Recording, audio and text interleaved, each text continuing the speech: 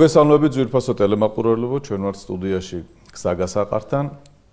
ვაგრძელებთ გადაცემათა ციკლს ბიბლიური გზაჯვარედინები. მოგეხსენებათ, რომ ამ ციკლში ჩვენ განვიხილავთ ბიბლიურ ამბებს, ყველაზე უფრო მნიშვნელოვან გამოკვეთილ მონაკვეთებს, რომელიც გვასწავლის საღვთო გზაზე მიყოლას და ადამიანის მიერ გაკეთებულ არჩევანს.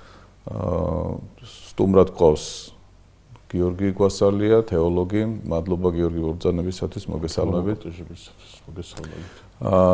მაყურებელს ვეთქვი, რომ ჩვენ დავით მეფეზე ვსაუბრობდით წინა გადაცემაში და დავითი როგორც განსაკუთრებული ფიგურა, განსაკუთრებული მონუმენტურია ესეთი პიროვნება ბიბლიაში, ბევრი გვაქვს მასზე სასაუბრო.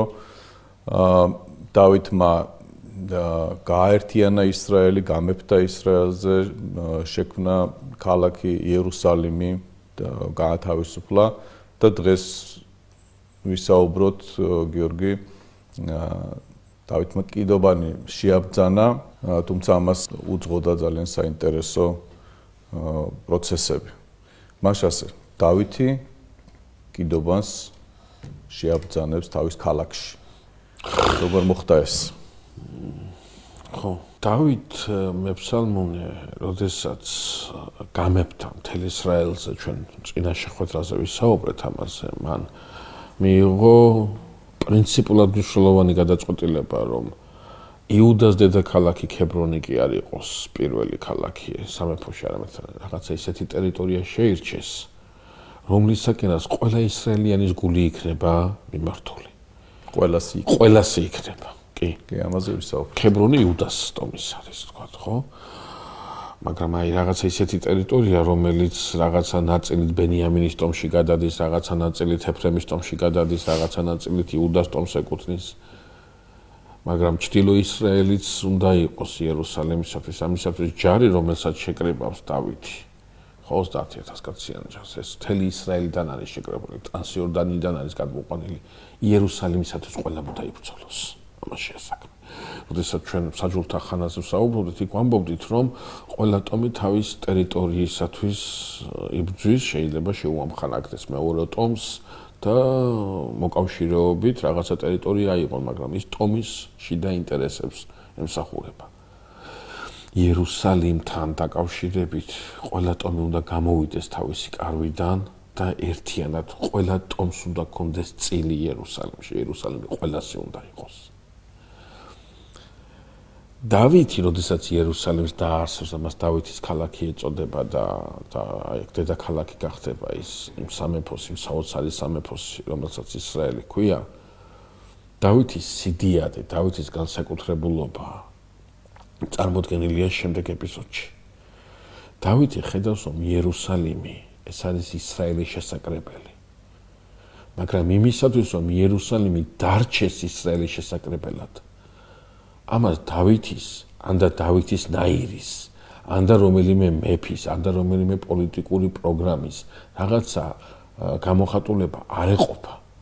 ძალა ჭირდება ამას, ძლიერი ძალა და ეს ძალა ღმერთშია მხოლოდ. იერუსალიმში დავითი კი არ უნდა იყოს, იერუსალიმში უფალი უნდა იყოს. იერუსალიმში ისრაელის ინტერესები კი არ უნდა იყოს, იერუსალიმში ღმერთთან მისასვლელი ინტერესები უნდა იყოს. ეს გააძლიერებს იერუსალიმს, ეს შეაყვარებს იერუსალიმს, ეს შეკრიბავს იერუსალიმში ისრაელს. არა რაღაცა პოლიტიკურ, სოციალურ, ეკონომიური პროგრამა, რომელიც აქვს დავის და ჩვენ ამაზე ვისაუბრებთ აუცილებლად. არამედ უფრო მეტი, ვიდრე რაღაცა ამ ქვეყნიური საზომები. იმიტომ კი არა პოლიტიკური პროგრამა არ არის საჭირო, სოციალური პროგრამა არ არის საჭირო, ეკონომიური პროგრამა არ არის საჭირო. საჭიროა ეს ყველაფერი, უმნიშვნელოვანესია და დავითი როგორც მეფე ამითაც დაკავებულია, თავისთავად ცხადია, მაგრამ დავითმა იცის რა არის მთავარი. ის მთავარი თუ არ იქნა იერუსალიმში, იერუსალიმი იმ პროგრამას ვერ შეასრულებს, იმ მიზანს ვერ მოემსახურება, რის გამოც დავითმა ის ისრაელის დედაქალაქად აქცია. იერუსალიმის ძლიერება მეფის გონიერებაზე კი არა. იერუსალიმის ძლიერება ღვთისწყალობაზე უნდა იყოს, მის ზრუნველებაზე უნდა იყოს დაფუძნებული, ამიტომაც იერუსალიმი უნდა იყოს არა პოლიტიკური ცენტრი ისრაელისა, არამედ იერუსალიმი უნდა იყოს რელიგიურ პოლიტიკური ცენტრი ისრაელისა. აქ უნდა მობრძანდეს ღმერთი. თავისთავად ცხადია, ღმერთი ყველგან მყოფობს. თავისთავად ცხადია, მისი მყოფობა ვერ შემოიწერება და ვერ შემოისაზღვრება, მაგრამ ძველი აღთქმის თეოლოგიისათვის ღმერთის მყოფობა მაინც ლოკალიზდება გარკვეულ სივრცეში. აქ არის ღმერთი, იქ არ არის ღმერთი და ასე შემდგომ. მაგალითად, დავითი როდესაც იდევნებოდა ჩვენ თავის დროზე ვთქვით ამის შესახებ. ერთ-ერთი ყვედრება, რომელსაც დავითი წარუდგენს იუდეურ უხუცესებს, იუდეის უხუცესებს, გახლავთ შემდეგი სიტყვები: მომიწულეთ და გამაგდეთ იქ, სადაც ღმერთი არ არის. ღმერთი როგორ არ არის? ღმერთი ყველგან არის, მაგრამ ეს არის ამ ეპოქის ენა. რომ ისრაელში არის ღმერთი და მოაბში არ არის ეს ღმერთი, ისრაელის ღმერთი. ცოტა მოგვიანებით, როდესაც ისრაელი ბაბილონის ტყვეობაში აღმოჩნდება, მაგას კაი განმარტება უნდა.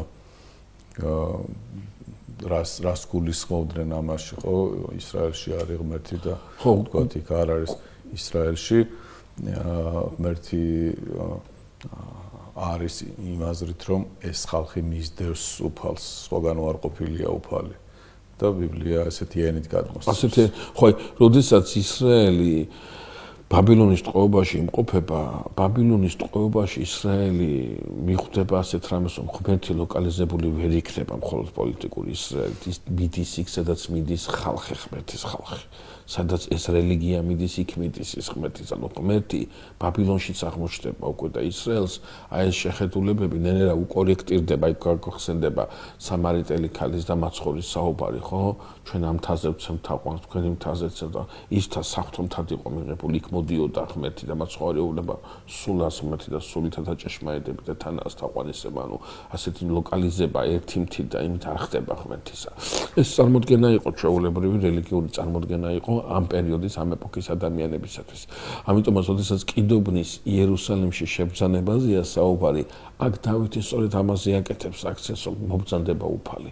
თავად უფალმა უნდა დაივანოს იერუსალიმში და ეს ხდება იერუსალიმის ძლიერების გარანტი. არა მისი მიუდგომლობა, არა მისი სიმაგრეები, არა მისი დანიშნულება და მასთან დამოკიდებულება ისრაელის ტომებისა, არამედ თავად უფალი, რომელიც დამკვიდრდება იერუსალიმში, ეს არის გარანტი იერუსალიმის სიმტკიცისა და შეუცვლელობისა.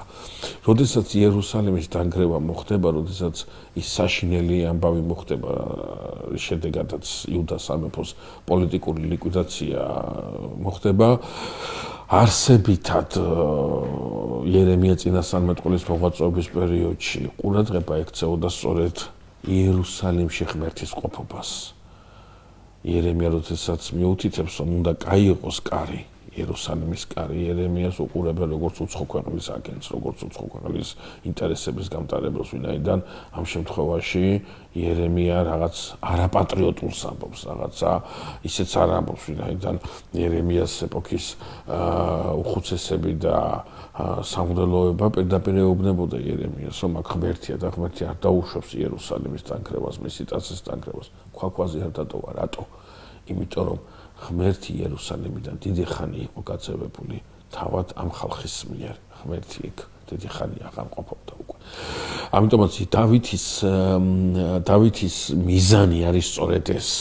იერუსალიმი იყოს არა ისრაელის დედაქალაქი, არამედ იერუსალიმი იყოს ღმერთის. მას ჩააბაროს, ის პატრონოდეს, ის ფარავდეს, ის მეფობდეს იერუსალიმში. ამიტომაც მისი განაზრახი, რომ კიდობანი უნდა შებრძანდეს იერუსალიმში, უკავშირდება სწორედ ამას. ახლა მეორე საინტერესო დეტალი რა არის აქ? ჩვენ აი წინა გადაცემაში თქვენმა მანდრი რამდენიმე ჯერ გააკეთეთ ამაზე აქცენტი, ძალიან მნიშვნელოვანი აქცენტი. როგორ ყველაფერს ეკითხება დავითი ღმერთს? როგორ წინამძღვრობს მისი მითითებებით, მისი გამოცხადებებით, როგორ ხო, საოცარი არის აი თავისი არჩევანის გაკეთებისას. ეს აქვს მუდმივად კავშირი უფალთან და მის რჩეულობაზეც მიუთითებს ეს ერთის მხრივ, მეორეს მხრივ ეს არის მაგალითი და ნიმუში, ვთქვათ, რას უნდა ეცადოს ადამიანი, გონიერი ადამიანი, რომელსაც ამხელა პასუხისმგებლობა აქვს. აბსოლუტურად გეთანხმებით. და აი, როდესაც ამხელა განაზრახზე გვაქვს საუბარი და აი ამხელა შინაარსის მიზანზე გვაქვს საუბარი, ჩვენ არ გვაქვს წმინდა წერილში მითითება, რომ დავითი დაეკითხება ღმერთს, დავითი ამას დამოუკიდებლად აკეთებს. დავითი ხვდება რომ რაღაცა კარგს, რაღაცა მნიშვნელოვანს აკეთებს. და ამინადაბის სახლიდან ბრძანებენ კიდობრის წამობრძანებას, ყურადღება მივაქციოთ რომ კიდობანი კარავში უნდა იყოს დავანებული და კარავი ბენიამინის ტომშია და იმ კარავს ხელს ვერ კიდეს სიწმიდია ეს და ბენიამინის ტომიდან ახლა ასე მიხვიდე და კარავი დაშალო ის კარავი რომელშიც კიდობანი ბრძანდებოდა ეს პოლიტიკურ აქტად იქნება განხილული და ამას სხვა არეულობა მოყვება ჩვენ წინაშე ხვედრაზე ვსაუბრობდით იოაბსა და ეს რა ქვია ისაულის ხედავთავარშორის იმ დაპირისპირებაზე და ეს დაპირისპირება კიდევ უფრო გახმა ხოდა შორის დავითი თელი ცხოვრების განმავლობაში ხელს ვერ მოკიდებს ამ კარავს სოლომონი დაშლის მერე დავითი სულ უფრთხილდება რაღაცა პოლიტიკურ არეულ რომელსაც აქვს ძალა შეუძლია ნებისმიერ დროს ჩაახშოს ნებისმიერი აჯანყება. ნუ ამის შესახებ ცოტა მოგვიანებით იქ სხვა საინტერესო დეტალები შემოვა. ახლა ყურადღებას ასვაქცევთ რომ კიდობას მოაბრძანებენ ამინადაბის სახლიდან, კიდობას მოაბრძანებენ გურმით. აი ეს არის ძალიან დიდი შეცდომა. კიდობანი უნდა ატარონ მღვდლებმა ხელით მას 4 გოლია გაკეთებული კუთხეებში, იკეტი უნდა იყოს გაყრილი და ამით უნდა მიაბრძანებდნენ მღვდლები კიდობას. ეს საჩანს რომ ურმით არ უნდა ეტარებინათ. ჯულში წერია, ჯულში რომ კიდობის გადაადგილების წესი არის მღვდლების მიერ, იმის ურმით გამოაგზავნეს ფილისტიმელებმა.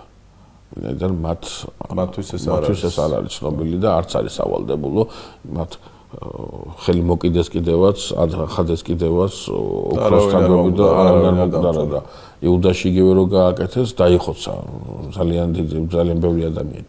ანუ თვითონ ის ფაქტი თავის დროზე რომ იუდას მაცხოვრებელმა შეეხენ კიდობას. შემდგომ აი ეს მომენტიც რომ ურიმით მოაბრძანებენ კიდობას. აშკარად მიგვითითებს იმაზე რომ რაღაცა გასახსენებელი აქვს ისრაელს, რაღაცა დავიწყებული აქვს ისრაელს წესები, ფორმები, ურთიერთობის აი ის რაღაცა ნიშნულები რომელიც მოხაზული აქვს ღმერთს ჯულში კიდობათან კიდობანთან მიმართებაში. ეს ყველაფერი რაღაცა თითქოს და ახლა ვინ უნდა იცოდეს ეს, ვის უნდა ახსოვდეს ეს, ვინ უნდა ზრუნავდეს ამას. თავისთავად ხედავ წინასწორებასა სამღვდელოება ის სივრცე, რომლის სახელიდანაც მოაბრძანებენ კიდობას, ისინი უნდა მიუთითებდნენ იმაზე, რომ მურემზე კი არ უნდა იდოს კიდობანი, კიდობას მღვდლები უნდა გადააბრძანებდნენ ისე როგორც ეს მითითებულია წესგანგებაში.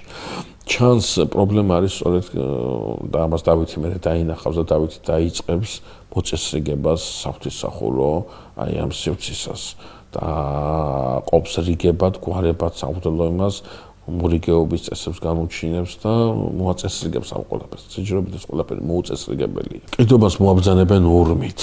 საკმაოდ ძიმია კიდობანი და მოაბრძანებენ ურმით და უზა რომელიც მოყვება ამ ურემს, ეს ურემი შეტოტმანდება და კიდობანი თითქოს და უნდა ჩამოცურდეს ურმიდან და უზა ხელში აშველებს იმისათვის რომ არ ჩამოცურდეს ის და წმინდა წერილი გვეუბნება რომ ამის გამო ღმერთი უფალი განურისხა ყუზას და მოკლა ის ანუ ყუზა ამ საქციელის გამო ბიბლიაში ყოველ შემთხვევაში მისი სიკვდილის მიზეზად დასახელებულია კიდობანთან შეხება.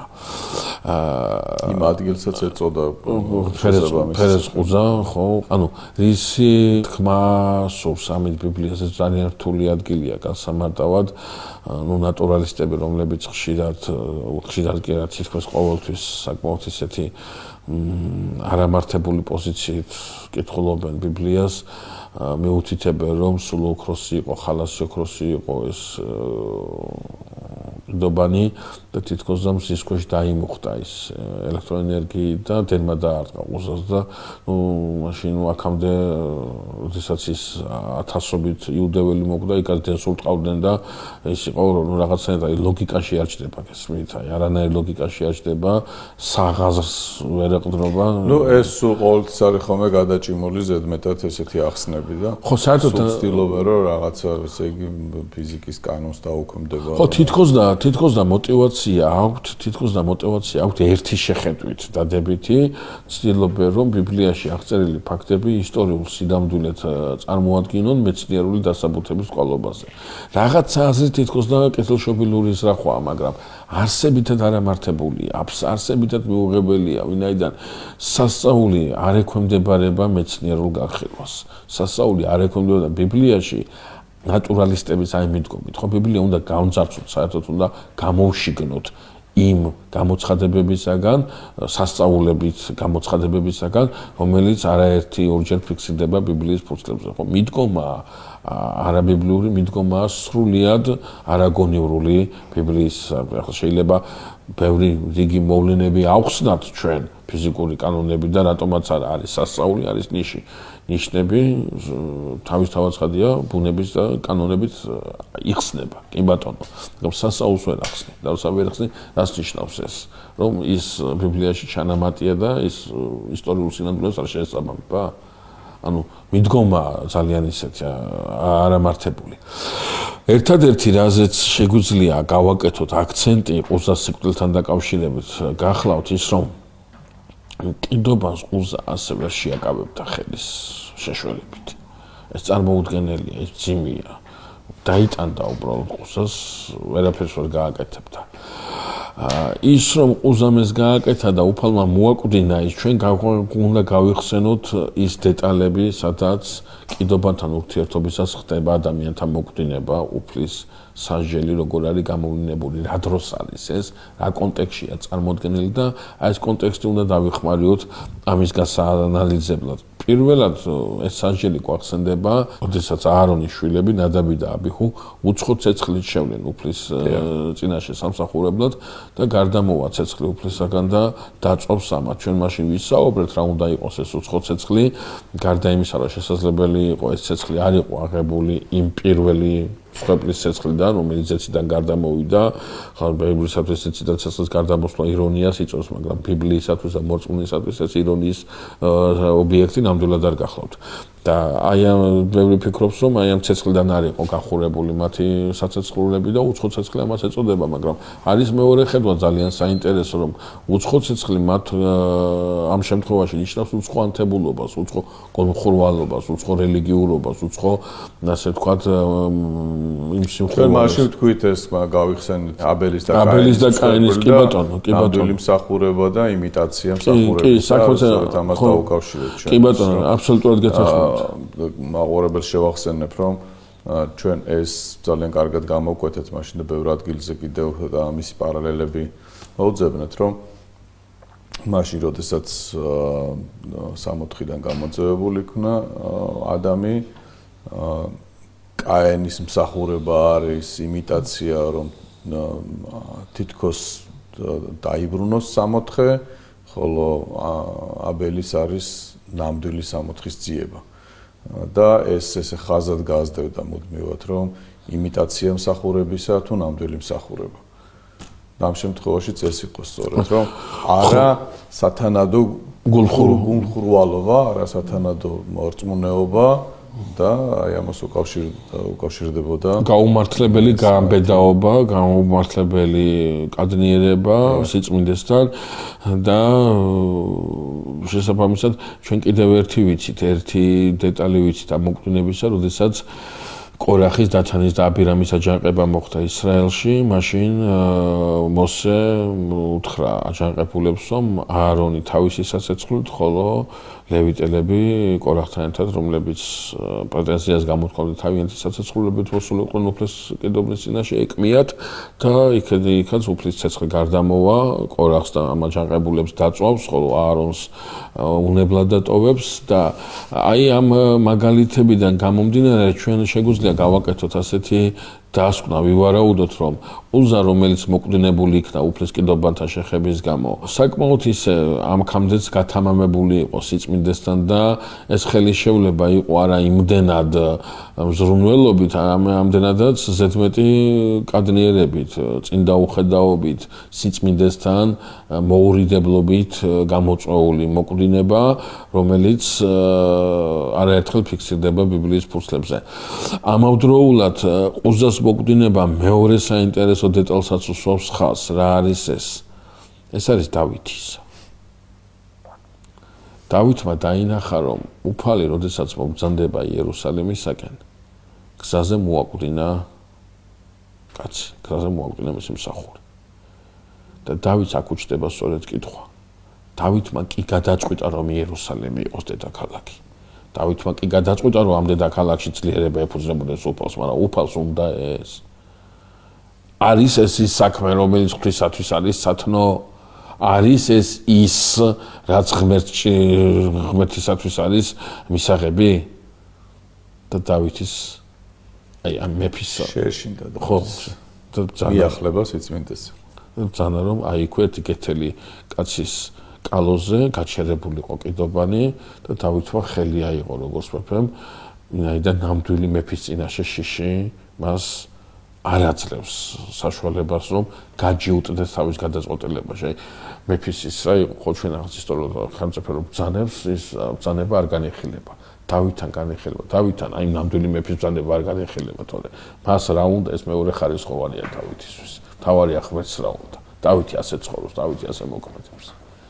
შეეტყობინეს დავითს მოგვიანებით გარკვეული პერიოდის შემდგომ რომ აკურთხაო ღმერთმა იმ კეთილი კაცის სახლი, აკურთხა ეს სახლი რაც ნიშნავს რომ რაღაცა სიკვდილიანობა არ გაგრძელდა, ამ კაცს ხელი მოემართა, რაღაცა სიმდიდრე შეიძინა, ანუ წყალობით მოხედა კიდობანმა ამ კეთილი კაცის სახლს და დავითი მიხვდა რომ პრობლემა იყო არა იერუსალიმში მობრძანება, არამედ პრობლემა იყო სახურების ტიპი, პრობლემა სულ სხვა რამეში იდგა. უფლის კიდობანი კი უნდა მობრძანდებოდეს იერუსალიმში, არა, უფლის მსახურება უნდა მობრძანდებოდეს. გაგახსენდება კიდობანი რატო დაკარგა ისრაელმა სამუელის დროს. ამ კიდობნის იმედი არ ქონდათ? ხო, აი ამ კიდობნის იმედი ქონდათ, ნივთის იმედი ქონდათ და არა იმისა, რომელიც აწმინდავებდა ამით. ცხოვრობდნენ თავიანთი ცხოვრებით. მოკიდეს ხელი და წაიღეს ისე არც უკითხე. ხო, რაღაც არტეფაქტივით, რაღაცა თილისმასავით. ხო და ეს თილისმა იმას უშველის ახლა ისრაელს, არა, ისრაელს კიდობანი კი არა. კიდობანზე განსვენებული წესების მიერ ცხოვრება უშველის.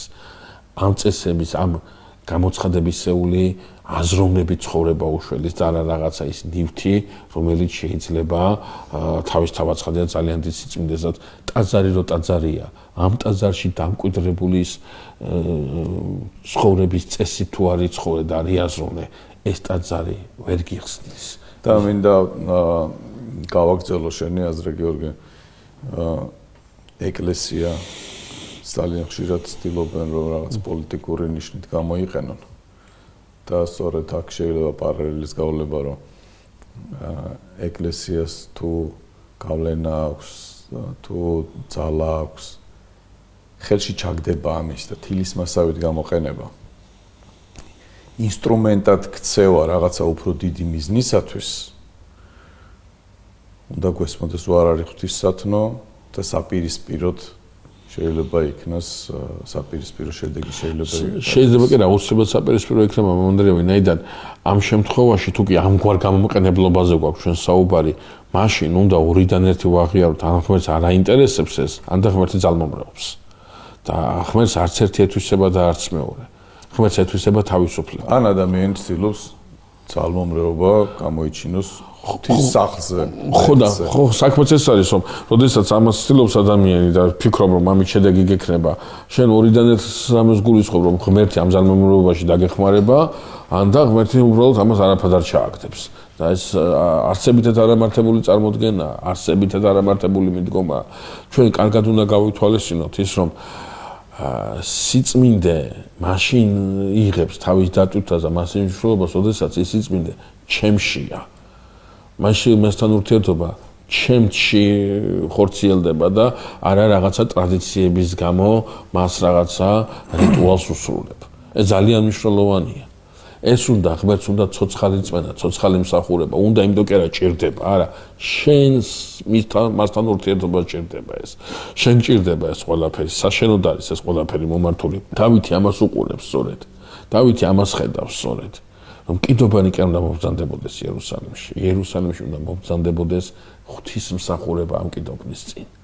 ეს არის ძალიან მნიშვნელოვანი. დავითმა ეს უნდა გაითვალისწინოს, ამიტომაც ის როგორც ფსალმუთმეტყველი თავის ფსალმუნებში სწორედ ამაზე გაამახვილებს ყურადღებას, რომ ღვთისმსახურება, უფლისმსახურება, ღვთის წინაშე მადლიერება, მის წინაშე სიარული, ეს არის ის ღვთისმსახურება და არა მსხვერპლების კვლავ და ისა, რომელიც სამუელისაგან მას აქვს დასავლეთ სამუელმა ძალიან დიდი გაკვეთილები მისცა ამასთან დაკავშირებით და დავითი დამოძღვრილია სამუელისაგან. ყოველებს ნაბიჯებს ხობს წირავს დავითი და საოცარი ზეიმი და საოცარი მხიარულება იერუსალიმში. კიდობანი შებრძანდება იერუსალიმში, რაც წინა სახეა ჩვენი მაცხოვრის დიდებით იერუსალიმში შებრძანებისა და დავითი სელის კვართით შემოსილი. არანაირი სამეფო დიდებულება, არანაირი ამალა, არანაირი რაღაცა სამეფო პატივი. გახარებული პატარა ბავშვივით როკავს, ცეკვავს, უხარია და ბედნიერზე ბედნიერია, რომ უფალმა იერუსალიმში შესვლა ინება. ძალიან გახარებულია დავითი. ხშირად ვაფკითხულობთ ხოლმე დავითი და ღმერთთან ახლა ასე ახლოს როგორ არის.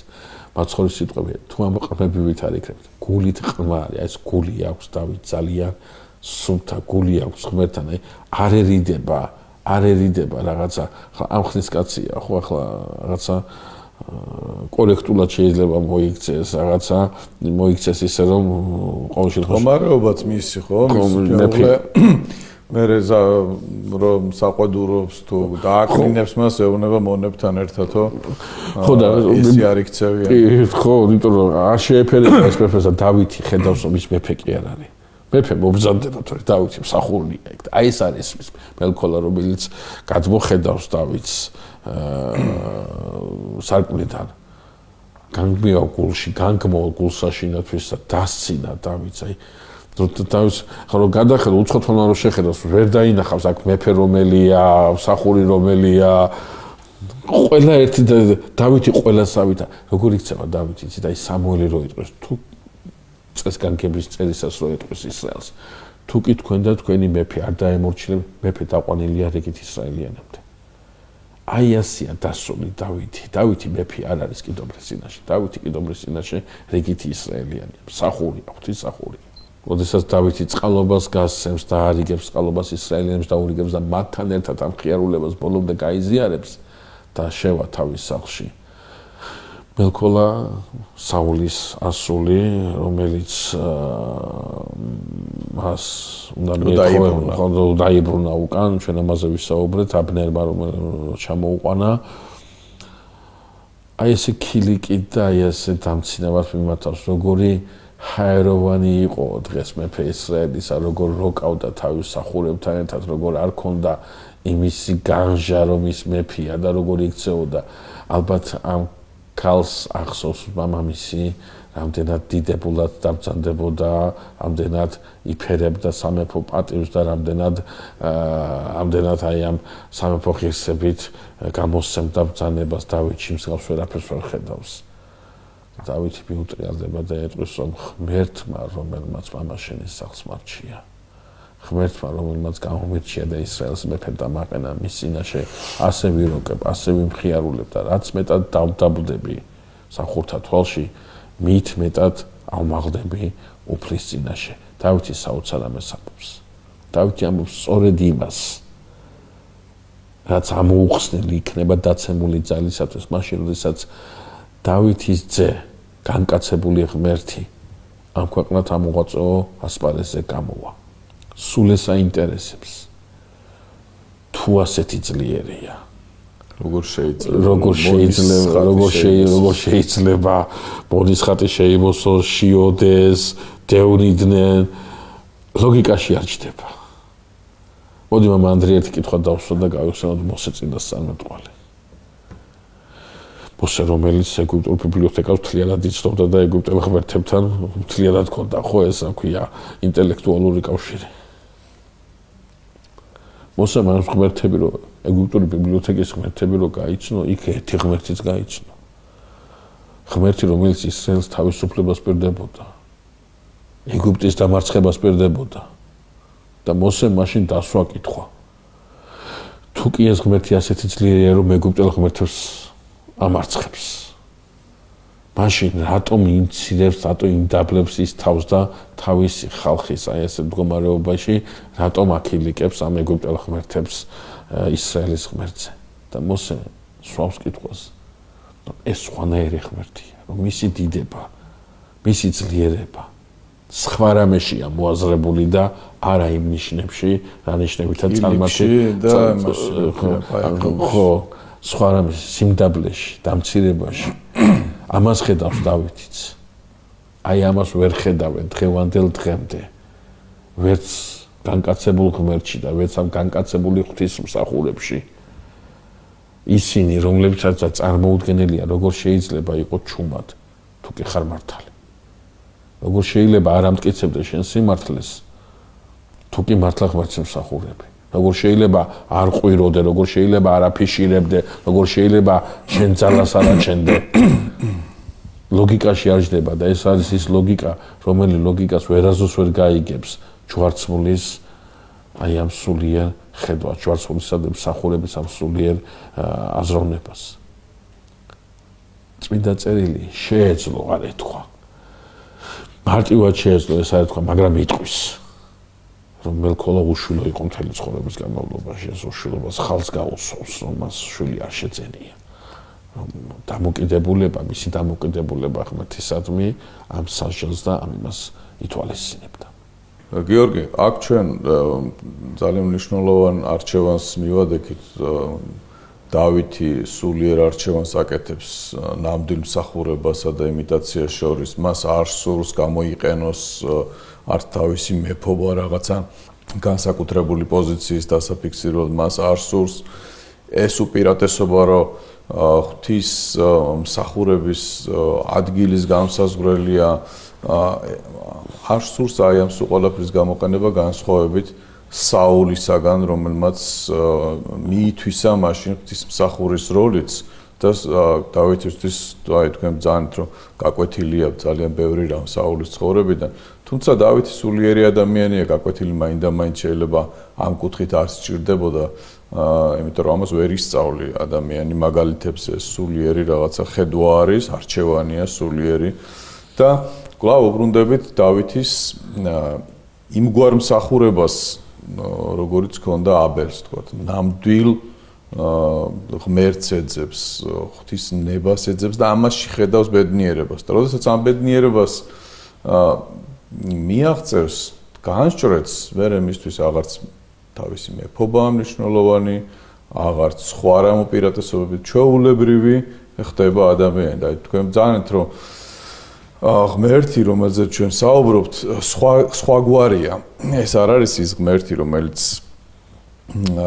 წარმართული წარმოდგენებით ხო, წარმართული წარმოდგენების მიხედვით უპირატესობას ეძებს, რომ ვიღაცაზე მაღლა დადგეს, ვიღაცაზე ძალა იხმაროს. პირიქით ეს აჩვენებს, რომ უძლურებაშიც კი, ყველა იმ პარამეტრით უძლურებაშიც კი, რომელშიც ძალაუფლებას მუდმივად ეძებს წარმართი. აი იმ უძლურებაშიც კი არის უძლებელი. და შეუძლებელი არის მისი დამარცხება მაშინაც კი, როდესაც ძალას არ იყენებს. ანუ ეს არ არის ის ღმერთი, რომელიც დგება და იბრძვის თავისი ძალაუფლების დასამტკიცებლად. ის ბუნებითად არის გამარჯვებული, ბუნებითად ნათელი ჩანს ბნელში. ბნელი ნათელს ვერ მოიცავს. ნათელს ბუნებითად არ ჭირდება ძალმომრეობა, ის ბუნებითად სულ გამარჯვებული იქნება. ბუნებითად ბნელი მას ვერაზოს ვერ აჯობებს. როდესაც იოანე მახარებელი ბრძანებს, რომ ნათელი იგი ბნელსა შინაც ჩანს და ბნელი იგი მას ვერ ეწია, ეს სახარების თავში კი არა, შეგვეძლო თავისუფლად სახარების ბოლოში ყველაზე მნიშვნელოვანი, ყველაზე ღრმა, ყველაზე ადეკვატური დასკვნა ამ მთელი სახარებისა. მაგრამ თავშია ეს დაწერილი და გასაგებია, აბსოლუტურად გასაგებია, რატომ და რატომ და რის გამო. როდესაც ნათელი შემოდის ამ სოფლად, როდესაც ჩვენი მაცხოვარი განკაცდება და შემოდის ამ სოფლად, თავიდანვე ბეთლემის იმ მშვიდ და საოცარ საღამოს, იმ საწყისში თავიდანვე მოაზრებულია ბოლო უნდა იყოს აუცილებლად გამარჯვება. სიკვდილიც კი რო იყოს, ჯვრისმიერი სიკვდილიც რო იყოს, მაინც იქნება გამარჯვება. არ შეიძლება ნათელი ჩაყლაბოს სიბნელემ. ბუნებითად არ შეიძლება, ბუნებითად არ შეუძლია. მაგალითად, სიტყვაზე ვთქვათ, ხო მე მიყვარს ხოლმე ამ მაგალითს მოყვანა. ჩვეულებრივ მდგომარეობაში, ხო, წყალში რო ჩავყო ხელი, ხელს რა მოუვა, ხელი დასველდება. იმიტომ კი არა წყალმა წყალი გამიბრას და ხელი რატო ჩავყარა, წყლის თვისება სისვენე დაასველოს. მან ნივთი უნდა დაასველოს. ბუნებითი თვისება ნათლის ის აუცილებლად უნდა იმარჯვებდეს. მას ვერ ძლევს ბნელი. ბუნებითად ასია ეს. ასეთი მყოფობა აქვს ნათელს. ამიტომაც როდესაც ამ ღმერთზე გვაქვს საუბარი, ამ ღმერთს ეს ღმერთი შეიძლება მოკლა კიდევაც, მაგრამ აუცილებლად გაიმარჯვებს. ვერ დამარცხდება. თუ დამარცხება ღმერთი აღარ იქნება. თავის თავში მას ყოველთვის